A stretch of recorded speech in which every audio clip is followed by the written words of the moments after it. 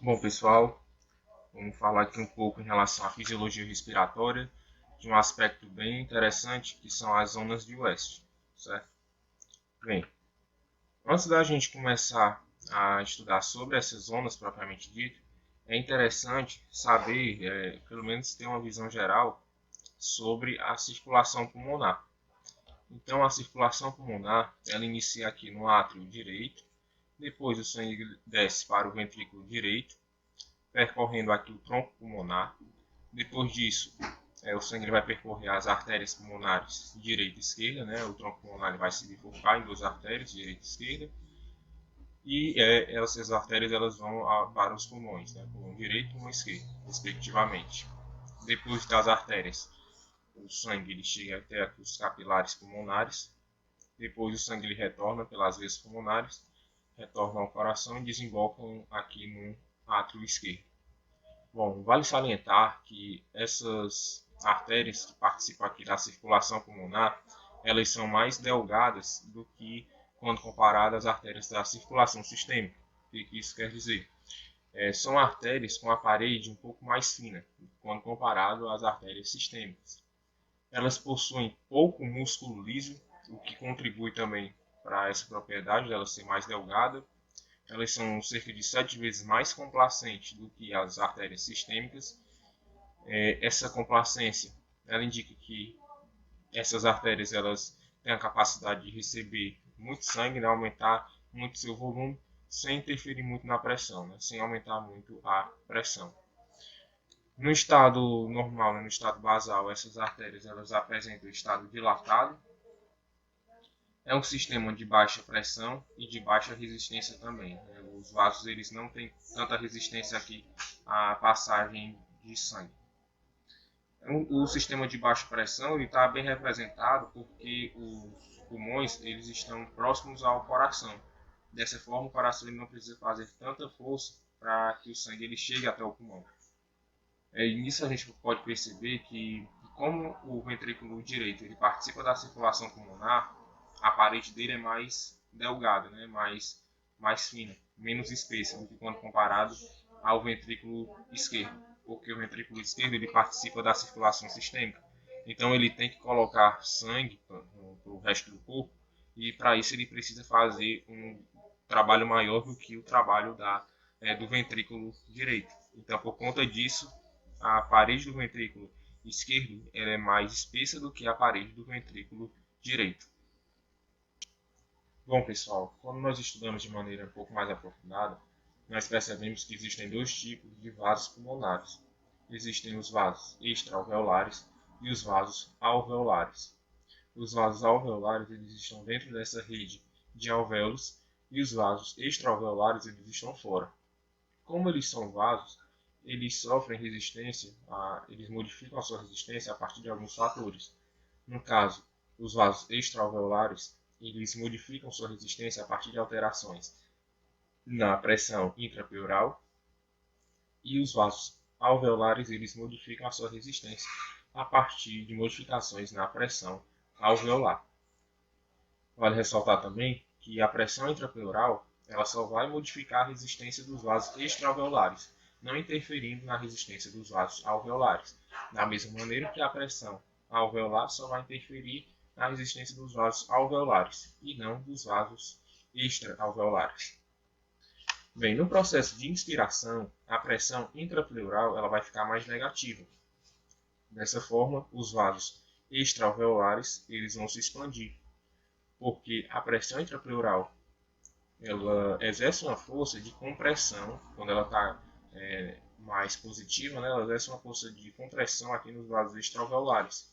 Mas como no caso, né, desse exemplo, a inspiração, a pressão intrapleural ela está mais negativa. Dessa forma, ela não exerce força contra esses vasos extraalveolares e os vasos extraalveolares eles tendem à expansão. Já no mesmo processo de inspiração, os vasos alveolares eles se comportam de forma diferente. A pressão alveolar ela vai ficar maior porque os vasos os alvéolos eles vão se encher. Com essa pressão alveolar maior, os vasos alveolares eles ficam comprimidos, porque o raio desses vasos irá aumentar e aí vai comprimir essa região.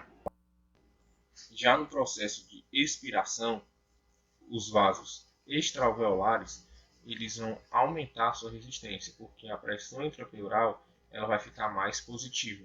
A pressão intrapleural mais positiva vai comprimir os vasos extraalveolares.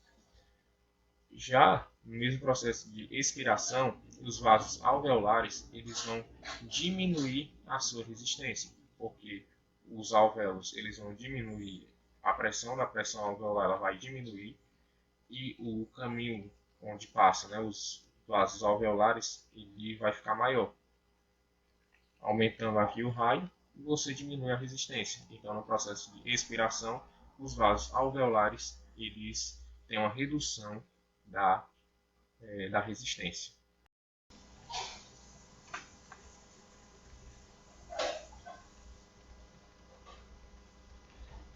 Bom, agora nós vamos conseguir entender melhor a relação entre as zonas de West.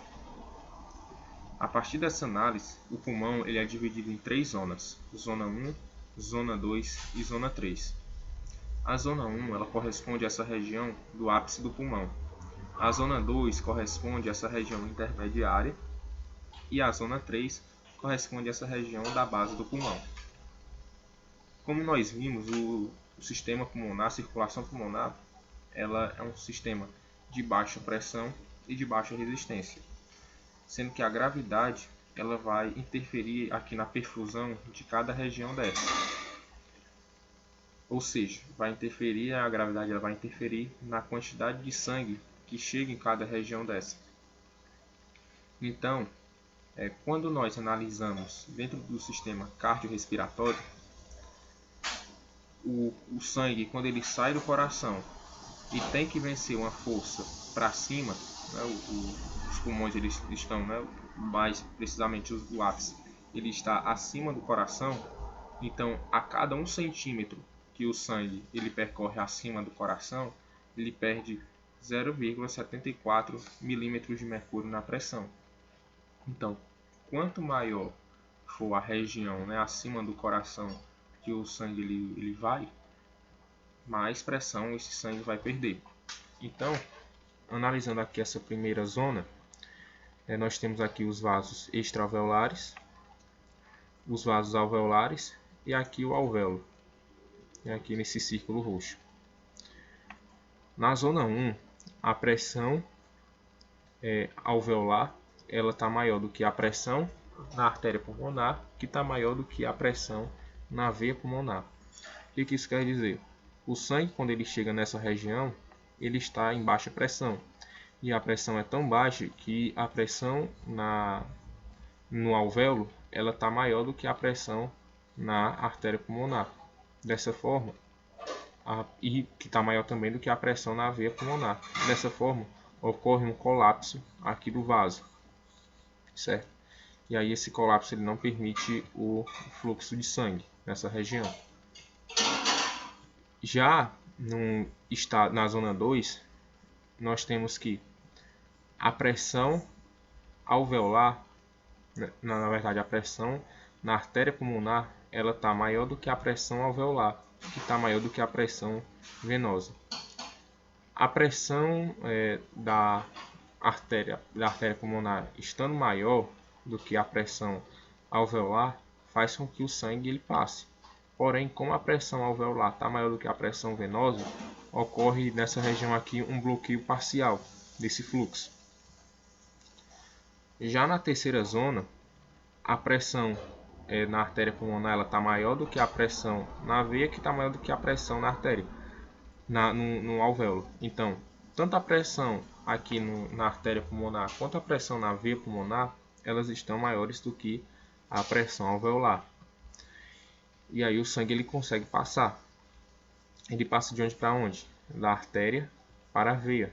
Porque a pressão na artéria pulmonar está maior do que a pressão na veia pulmonar. E como o sangue, o líquido, né, dentro de um tubo, assim como o ar, ele se desloca de uma região de maior pressão para a região de menor pressão, ocorre o fluxo nesse sentido. E como a pressão alveolar ela está maior do que essas duas, ela não consegue oferecer uma resistência a essa passagem de sangue. Vale lembrar que essa zona 1 ela só existe em condições patológicas, como por exemplo na DPOC e também em alguns estágios onde você tem uma queda muito grande no volume de sangue. Aí o sangue ele não consegue chegar aqui numa pressão adequada para ter essa perfusão. Então, eu mostrei aqui para vocês uma visão geral em relação à circulação pulmonar, não detalhei muito, era só mesmo para explicar aqui as zonas de West. Acredito que deu para entender, né, essa relação. Ok? Obrigado.